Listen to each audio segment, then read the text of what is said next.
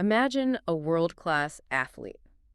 And I mean, not just a top 10 contender who happens to be having a good day. Right, like the absolute best in their sport. Exactly. The absolute best, operating at the terrifying peak of their powers. The kind of dominance that almost looks effortless. Yeah, effortless.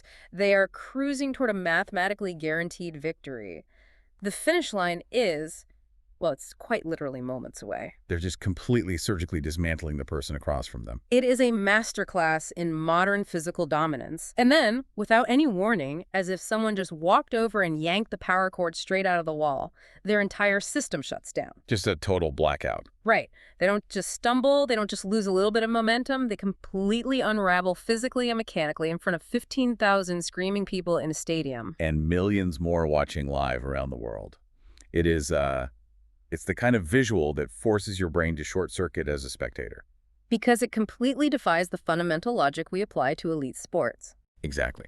I mean, we are conditioned by decades of watching professional athletics to believe that at the absolute pinnacle, sure, momentum can swing. Tactics can fail. Yeah, tactics fail. But the internal engine of the athlete simply doesn't cut out completely while the car's still on the track. But that isn't a hypothetical scenario. That is exactly what you and everyone else witnessed on Court Philippe-Chatrier on May 28th. No warnings. Yeah. No gradual decline. Just a total systemic shutdown of the world number one. Welcome to the deep dive, by the way.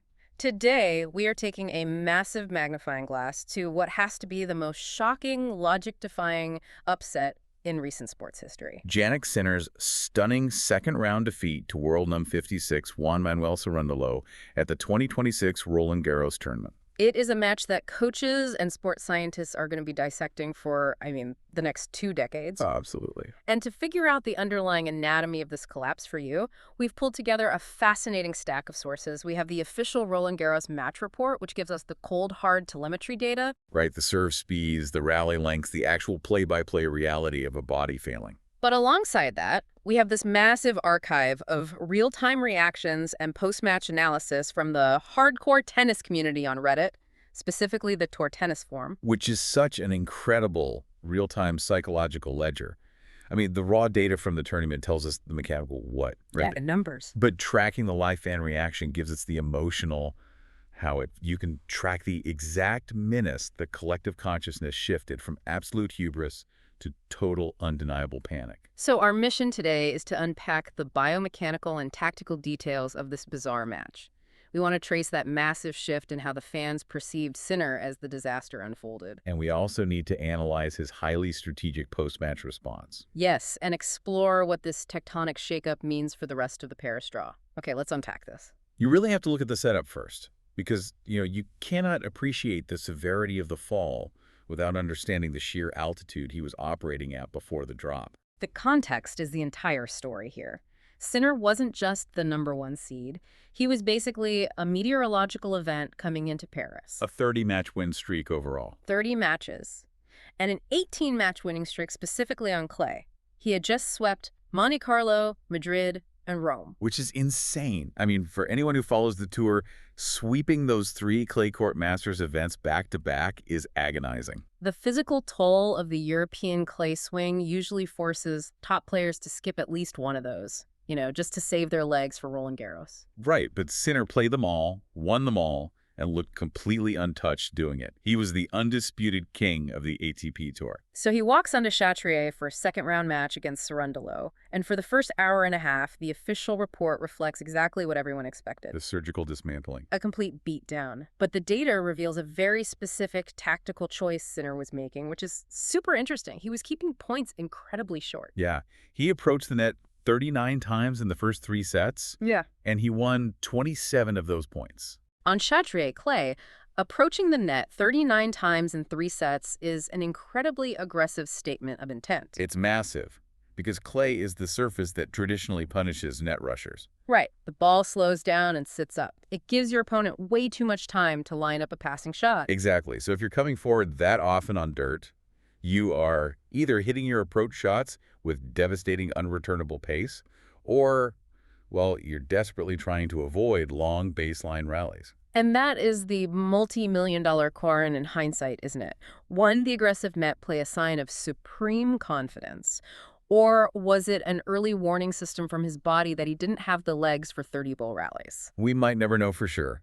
But either way, the scoreboard showed total domination, 6-3, 6-2, 5-1. The match has barely crossed the 2-hour mark. He is one single game away from the third round. And this is where the cliff edge appears. It really wasn't a fade. Sinner serves for the match twice at 5-2 and at 5-4. And he doesn't win a single point in either of those service games. 0 points. I mean, nothing. In professional tennis, a server of Sinner's caliber closing out a match is usually a mathematical formality. To serve 8 points across 2 games to close a match and lose all 8, that implies a catastrophic mechanical failure. And the data backs it up completely. His serve velocity dropped by a staggering 15 kilometers per hour compared to his tournament average. Wait, I want to break down that 15-kilometer-per-hour drop because the mechanics of it are fascinating to me. A casual viewer might think, oh, his arm just got tired. Right. But the power of a professional tennis serve doesn't come from the arm, does it? No, it comes from the kinetic chain. Precisely. The serve is a ground-up mechanism. The power is generated by deep knee flexion, an explosive upward drive from the quads and calves. Which then transfers energy through the core rotation. Yeah, and finally whipping through the shoulder and arm.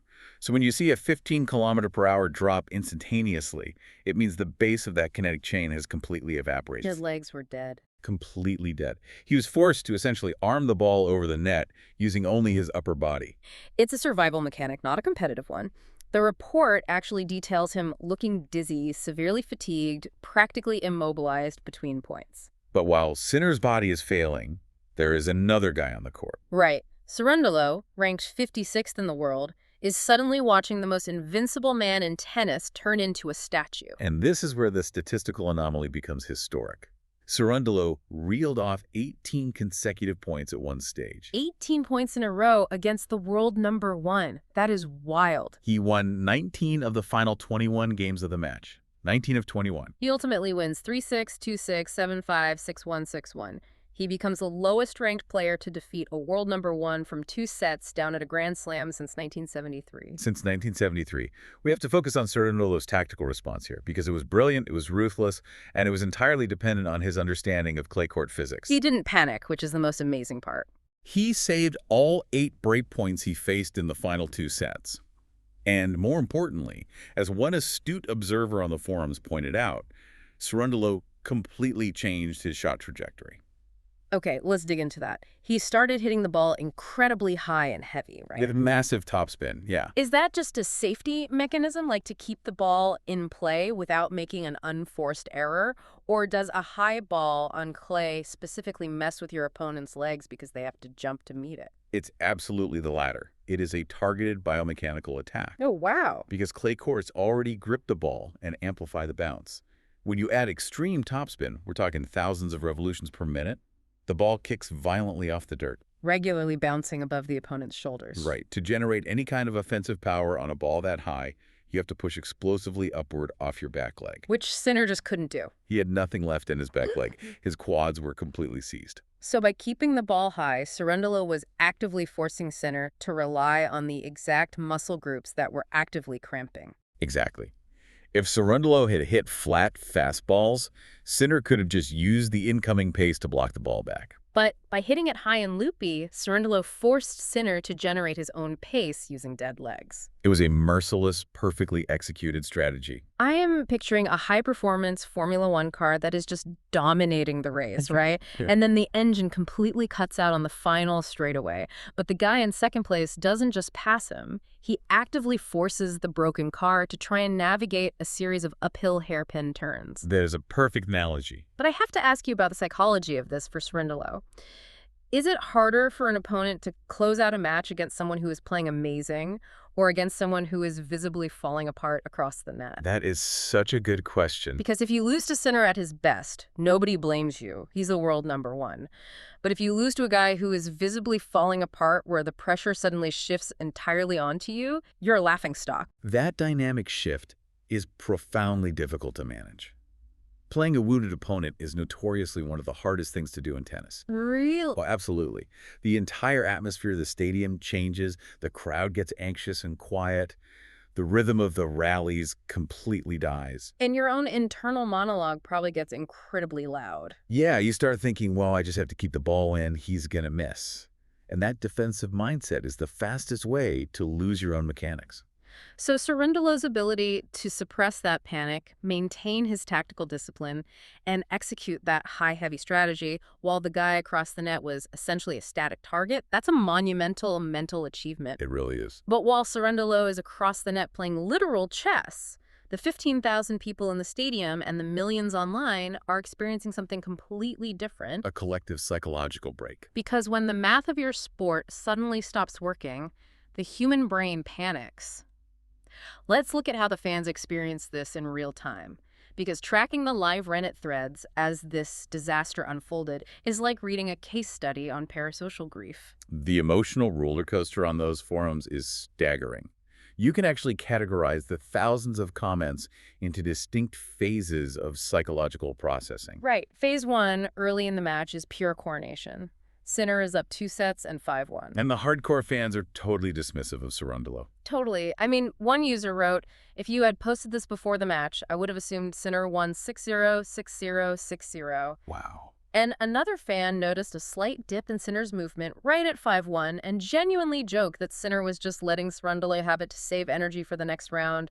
The hubris was intoxicating. They were assuming absolute invincibility. They weren't watching a competition. They were watching a procession. The match was just a stepping stone. And that baseline of total security is what makes Phase 2 so jarring. Phase 2, the confusion and horror. You watch the timestamps on the comments as 5-1 becomes 5-2, then 5-3, then 5-4. The jokes evaporate instantly. The realization sets in that Sinner isn't resting. He literally cannot move. And the language shifts from analytical to visceral. Fans start describing the broadcast as painful to watch. One user literally said, I had to stop watching. It was genuinely stressing me TF out. You can feel the collective anxiety spiking through the screen. What's fascinating from a sociological perspective is how quickly collective fandom searches for a narrative to explain the unexplainable. Right. When a sports audience can't process that the machine is fundamentally broken, they frantically look for an external cause. And almost immediately, they turn to humor as a defense mechanism to diffuse the tension. Oh, the coping mechanisms were wild.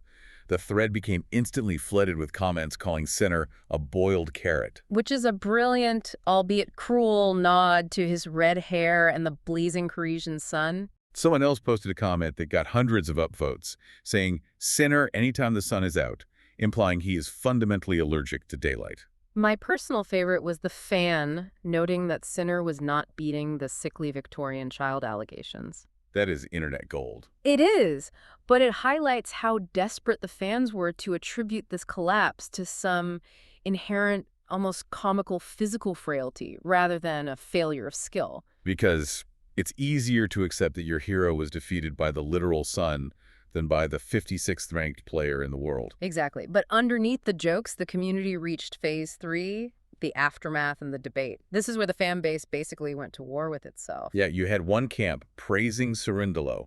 They noted his highly muted, respectful celebration at the end. One fan wrote, that's exactly how you handle beating the champ. He didn't fall on his back or scream. He just walked calmly to the net. But then you have this incredibly vocal, opposing camp who were actively trying to discredit the Argentinians' victory. People were furious at commentators using the phrase insane comeback.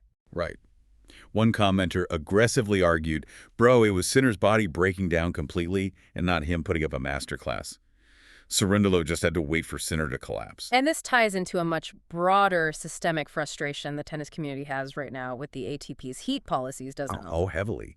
The forums were full of multi-paragraph manifestos demanding new rules. Fans were arguing, these policies were instituted when 32-degree heat was a one-off day. But now it's that hot for a whole week. They're saying it's not fun to watch people cramp. It's just silly to have this be about what the body can withstand more than how good of a tennis player people are. Which, sure, is a valid observation about the changing climate. But I have to push back on the fans who are denying Cerundolo his credit here. Let's hear it. Here's where it gets really interesting to me. Isn't staying hyper-focused while the guy across the net is basically turning into a ghost a massive mental skill in itself? It absolutely is. Like we just discussed with the biomechanics of the high, heavy clay court ball, Cerundolo didn't just wait for Sinner to collapse. No, He actively targeted the weakness. Waiting for someone to collapse while holding your own nerve, executing a highly specific tactical adjustment, and suppressing your own internal panic in a Grand Slam is incredibly hard. Denying him that credit just feels incredibly petty. It is petty, well, but it's a known psychological defense mechanism. The fans are basically protecting their idol's legacy by placing an asterisk next to the loss. If the Heat beat Sinner, then Sinner is still the best tennis player in the world. He just lost a survival contest. Exactly. It preserves his status in their minds. The desperation to blame the Heat was the absolute dominant narrative online the moment the players shook hands. Everyone was utterly convinced Paris had simply melted the one-old number one. But then, Sinner walks into the post-match press conference. And while his fans are practically building him a fortress out of climate-based excuses, he sits down at the microphone and completely detonates their entire narrative. He really did. It was a masterclass in modern sports public relations, disguised as radical vulnerability. I mean, the media is literally handing him the weather excuse on a silver platter. They are begging him to complain about the temperature. And Sinner definitively refuses. He says, quote, "Really, it was nothing against the heat, nothing against the weather. It was just me today." He admitted to poor sleep, not feeling well before going on court, and waking up dizzy. He essentially said he hit a physiological wall halfway through the third set. But the pivotal quote, the one that immediately went viral across the forums, was this: "Nobody's a robot. Nobody's built to never fail. Today, it went this way. Today, I just didn't see the way out," which normally doesn't happen to me. That quote is profound. It raises a fascinating discussion about the power of radical accountability in sports. Because by refusing the easy out of blaming the weather, which everyone was already doing for him, Sinner took absolute control of his own narrative. He protected his brand as a magnanimous, fair competitor. But help me understand that from a competitive standpoint. Because to me, admitting I just failed, I didn't see a way out, that almost sounds worse than saying, the sun was in my eyes and it was 95 degrees. It seems counterintuitive, right? Yeah, why take the blame when you don't have to? Because in the top tier of elite athletics, the ego usually demands an external scapegoat. Players blame the umpire, the string tension, the slippery court, the crowd. Right. But by stripping all of that away, Sinner immediately disarms his critics. It's incredibly rare to see this level of candor. And the fan reaction to this transparency was overwhelming respect. For years, Sinner has been saddled with this robot moniker because of his stoic, almost unreadable on-court demeanor. He just shattered that illusion entirely. He shifted their view to see him as deeply human. Suddenly, the machine is immortal. But I have to float a theory here, because I think there might be something far more calculated happening under the surface. Okay, I'm listening. Is this radical honesty actually a brilliant defense mechanism? Think about it. By saying, I just slept poorly and got sick, does it stop the media from writing endless articles about how he physically can't handle hot climates? Oh, that is an exceptionally sharp read of the situation. Because if Sinner admits that the heat caused his collapse, what becomes the dominant narrative for the rest of his career? Sinner melts in the sun. Right, that becomes a structural physiological weakness that every single opponent on the tour will try to exploit. They will pray to draw him in the afternoon sessions in Australia and New York. But by claiming it was a temporary bug, he neutralizes that threat. A bug is a one-off. Whether it was a conscious PR strategy crafted by his team or an unconscious instinct, acknowledging a temporary illness is exponentially less damaging to his aura of invincibility than admitting a chronic inability to play in high temperatures. It stops the heat narrative dead in its tracks. I was sick today, but next time I'll destroy you. It's a shield. It keeps the locker room in fear. You keep the invincible tag mostly intact. But while Sinner might have successfully stopped one narrative, this devastating loss immediately fueled another narrative that the fans have been tracking with growing horror for years. Oh, yes. His bizarre curse-hit history at Roland-Garros. If there is a patch of real estate on Earth that haunts Jannik Sinner, it is the red clay of Paris. The historical data we are compiling is becoming statistically impossible to ignore. As soon as the match ended, the Reddit detectives went to work pulling up the receipts. They instantly connected this loss to his previous heartbreaks in Paris. They brought up his brutal loss to Altmaier. And, crucially, last year's Roland-Garros final where he blew championship points against Carlos Alcaraz in a 5-set thriller. And this is where we have to look at the endurance metrics, because they start to look like glaring neon red flags raised by the community. With this loss to Cerundolo, Sinner's career record in five-set matches has fallen to 6-12. 6 wins, 12 losses. For a world number one, a player who dominates 90% of the tour with his eyes closed, a 33% win rate in deciding sets at Grand Slams is a massive structural anomaly. But there is a stat in the thread that honestly made my jaw drop. Fans pointed out he's an astonishing 0-10 in matches that stretch past the 3-hour and 58-minute mark. 0-10. If the match crosses that 4-hour threshold, Jannik Sinner mathematically does not win. The win probability literally drops to 0%. It's a staggering data point. Synthesizing what these numbers mean requires us to look at the physiology of fatigue. Why does a player who is so dominant over 2 sets hit such a physiological or psychological wall in the 4th and 5th? It strongly suggests a fundamental issue with how his body metabolizes endurance energy. I keep thinking about an analogy here. It's almost like watching an Olympic sprinter who is completely untouchable for 400 meters, but the race is actually 800 meters. And his body just doesn't know how to metabolize that extra distance. Right. It's like a highly volatile lithium-ion battery crossing a thermal threshold. Once it hits a certain internal temperature, the safety mechanism trips, and it outputs 0 power to prevent a fire. Sinner's body hits a biological tripwire and just powers down completely. So the brain literally cuts the power to the muscles to protect the vital organs from damage. Exactly. It's called the central governor theory of fatigue.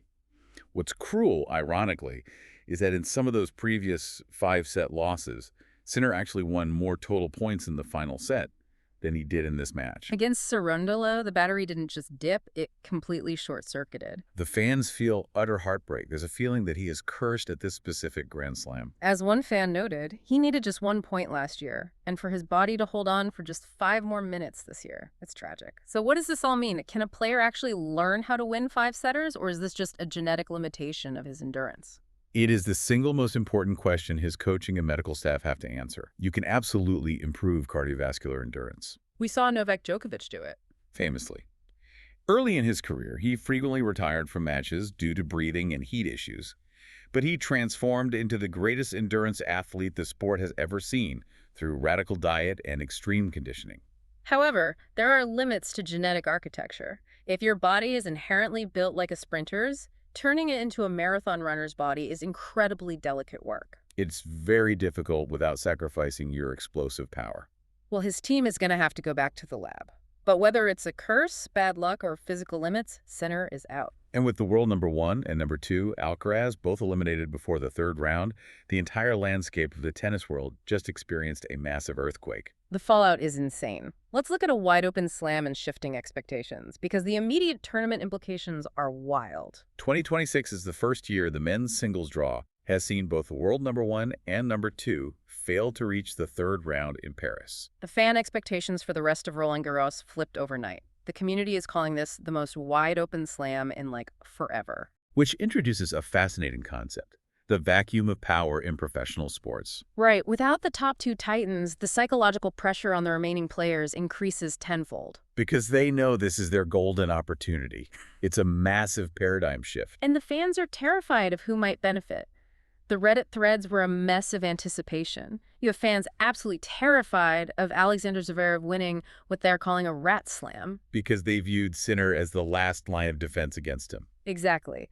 But then there is massive anticipation for Novak Djokovic chasing his 25th Grand Slam, and Casper Ruud is seen as a major clay threat.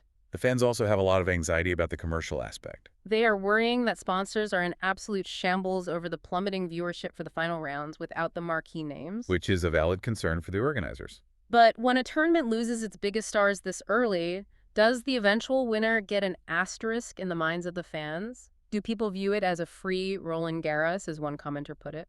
Historically, the asterisk fades over time. 20 years from now, the record books will just show a name. But in the immediate aftermath, absolutely. Fans will weaponize the legitimacy of this title endlessly. And what are the fan expectations for Sinner's future now? He noted he now has a lot of time to recover.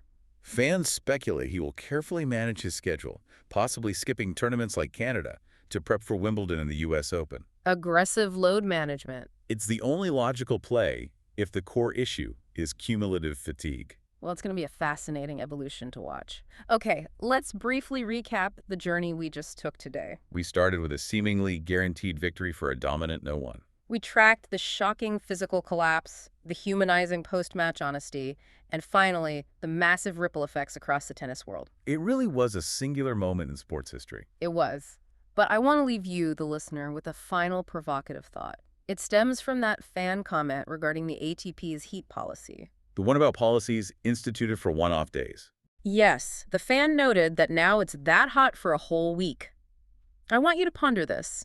As global temperatures rise and extreme weather becomes the norm rather than the exception, are we entering an era where Grand Slams are no longer tests of who is the most skilled tennis player?